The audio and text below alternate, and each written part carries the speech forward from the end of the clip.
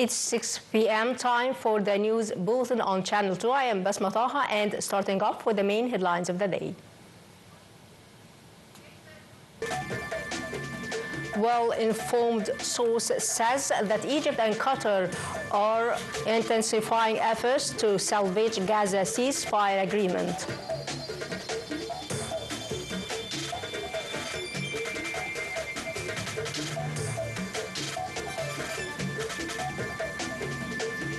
Arabs hail Jordanian rejecting stance as Trump insists on Gaza takeover and Palestinians relocation.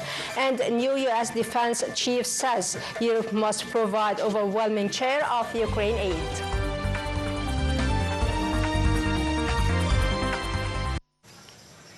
Welcome back. The news in full. A well-informed Egyptian source said today that Egypt and Qatar intensified diplomatic efforts for salvaging a ceasefire agreement in Gaza. The source asserted that high-level continued contacts are being made despite mounting American and Israeli pressure to resume military operations in Gaza if a delay occurred to the delivery of the next group of Israeli hostages scheduled for next Saturday. The source said that Egyptian and Qatari mediation efforts seek to find an insurance to the balanced implementation of the ceasefire deal, which maintains calm and avoids a new escalation that could lead to more losses. The source stressed that Egypt and Qatar call on all parties to commit to the ceasefire deal amid complications political-wise and on the ground, which adds more difficulty to the situation. He reiterated that a ceasefire agreement serves the interests of all parties and warned that its collapse will lead to a new wave of violence with grave regional repercussions. In the meantime, Hamas said it was committed to the Gaza ceasefire agreement after areas saying that it would postpone Saturday's scheduled release of 3 more Israeli hostages. Ceasefire mediators Qatar and Egypt were pushing to salvage the Gaza ceasefire today after the Israeli occupation, and the United States told Hamas to release hostages this weekend or face a return to genocide war. So far, there have been 5 hostage prisoner swaps, but the deal has come under strain, prompting diplomatic efforts to salvage it. Hamas accused the Israeli occupation of failing to meet its commitments under the agreement, including on humanitarian aid, and cited the death of 3 Gazans at the weekend. Egypt said that it is looking forward to cooperation with the new U.S. administration led by U.S. President Donald Trump for reaching a fair and comprehensive peace in the region. A statement by the Foreign Affairs, Immigration and Egyptian expatriates said that this could be achieved through a fair settlement to the Palestinian cause, taking into consideration the rights of peoples in the region. To the same end, Egypt asserted that it is willing to offer a complete proposal to start reconstruction of the Gaza Strip while ensuring the Palestinians stay in their lands in line with the legitimate and legal rights of the Palestinian people. Egypt also stressed that any vision to solve the Palestinian cause should take into consideration avoiding putting the peaceful gains in the region at risk, along with seeking to contain conflicts and handling their roots through ending the Israeli occupation of Palestinian territories and implementing the two-state solution being the only means to attain stability and peaceful coexistence among peoples in the region. The Palestinian Foreign Ministry today hailed the Jordanian rejecting stance of Palestinians' relocation to other countries. Egypt and Saudi Arabia also shared similar ranks with Jordan King Abdullah II, who announced his refusal to annex Palestinian lands and insisted on a complete halt to the Gaza genocide war, as well as an immediate access of relief aid to the Palestinian people in the war-torn Strip. Meanwhile, the Arab League Secretary General Ahmed Abul Ghait said that U.S. President Donald Trump's vision for Gaza could lead the Middle East into a new cycle of crises with a damaging effect on peace and stability. U.S. President Donald Trump yesterday doubled down on his idea of exiling Palestinians and placing a rebuilt Gaza under U.S. authority, but faced pushback from visiting Jordanian King Abdullah II. Abdullah said on social media after the talks that he reiterated Jordan's steadfast position against the displacement of Palestinians in Gaza and the West Bank, which is a unified Arab position. He noted that rebuilding Gaza without displacing the Palestinians and addressing the dire humanitarian situation in the war-torn Strip should be the priority for all. King Abdullah told Trump that Egypt was working on a plan for how countries in the region could work with Trump on his truck proposal. He noted that Jordan was ready to take 2,000 Palestinian children, cancer children who are in a very ill state. Abdullah urged patience and said that Egypt was coming up with a response and that Arab nations would then discuss it at talks in Riyadh. The Israeli occupation military today conducted an airstrike, killing 2 people in southern Gaza. According to the Palestinian Health Ministry, a 44-year-old man was killed in an... The United Nations has said in a report that more than $53 billion will be required to rebuild Gaza and end the humanitarian catastrophe that has gripped the war-ravaged territory, including $20 billion in the first 3 years alone. The global body said that a political and security framework must also be put in place so that the recovery and rebuilding can begin and a groundwork can be laid for a political process to quickly end the Israeli occupation and establish a viable two-state solution. Much of Gaza, including schools, hospitals, and other civic infrastructure, has been reduced to rubble by a withering Israeli occupation military 15-month genocide war since October 7, 2023. The genocide war killed more than 48,200 Palestinians. Dozens of Israeli illegal settlers stormed into the holy Al-Aqsa Mosque from Al-Magharba Gate under heavy protection of the occupation forces. The illegal settlers carried out provocative rounds and rituals inside the mosque, and the occupation forces spread their troops inside the mosque yards as it gates to secure the incursions made by the extremist settlers.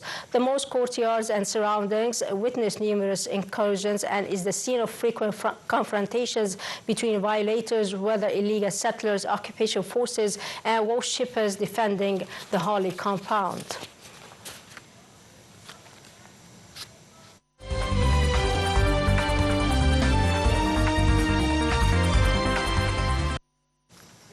Minister of Foreign Affairs, Immigration and Egyptian expatriates Badr Abdel-Ati today met a number of his African counterparts on the sidelines of the 46th ordinary meetings of the African Union Executive Council currently taking place in Addis Ababa. Ethiopia, Egypt's top diplomats held talks with his peers from the Comoros Islands, Seychelles, Madagascar, Cote d'Ivoire, Tanzania, Equatorial Guinea, and Rwanda. Abdel-Ati highlighted the historical, deeply rooted ties binding Egypt with its African brothers and reiterated its keen interest in boosting cooperation in all sectors, particularly in the economic fields. The foreign minister shares Egypt's delegation at the AU meetings as part of preparatory meetings for the upcoming African summit.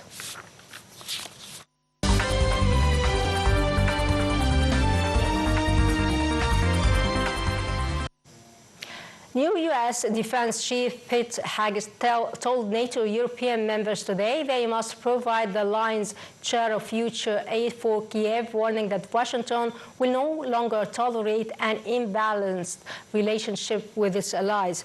He added that Washington would not deploy troops to Ukraine under any peace deal and that Ukraine regaining all its land or joining NATO were not realistic. He made the comments during his first trip to NATO and the Ukraine Defense Contact Group by by a member of the new Trump administration.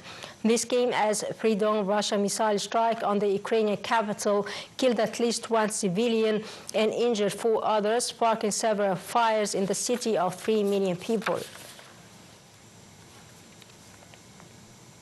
U.S. media reported today that U.S. President Donald Trump has fired the independent inspector general for the U.S. Agency for International Development. Martin dismissal came a day after his office issued a report criticizing the Trump administration efforts to dismantle the agency. The report warned that more than $489 million in food assistance was at risk of spoilage or potential diversion after the Trump administration implemented an aid freeze and stop work order. Taiwan said that it detected 62 Chinese military aircraft near the self-ruled island this week as 2 U.S. ships sailed through the Taiwan Strait. The United States and its allies regularly transit the 180-kilometer Taiwan Strait to reinforce its status as an international waterway, angering Beijing. Beijing has never ruled Taiwan, but it claims the island as part of its territory and has threatened to bring it under control by force.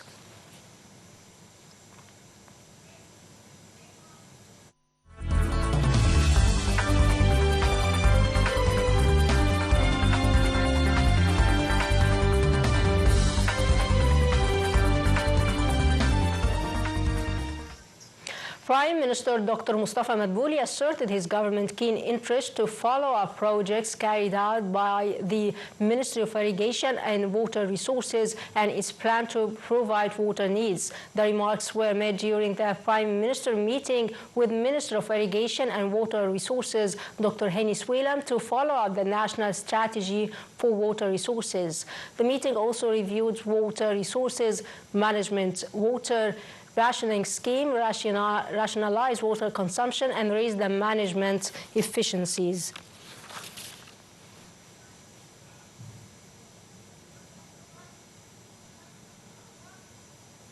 The Prime Minister also chaired another meeting to follow up efforts to provide basic commodities and other food products at outlets of the Ministry of Agriculture nationwide. In a meeting with Minister of Agriculture Ala Farouk, Prime Minister Madbouli was briefed on the ministry's efforts to provide basic commodities with reasonable prices at different outlets with the aim of easing the burden on citizens. The Minister of Agriculture confirmed the following up and monitoring of outlets to ensure the availability of food products adhering to the prices announced by his ministry.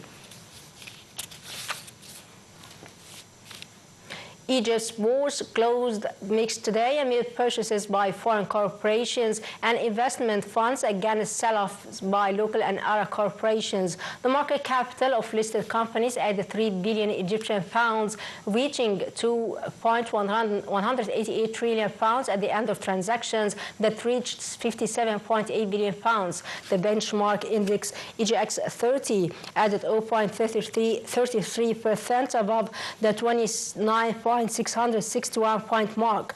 The equal weighted index EGX 70 was down 0.14% and EGX 100 index added 0.2%.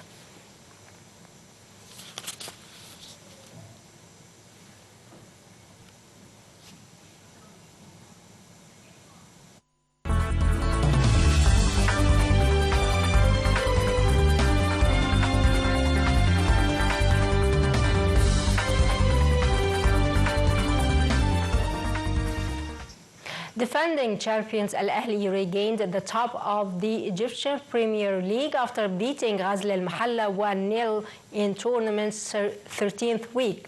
Imam Ashur scored for Al-Ahli in the...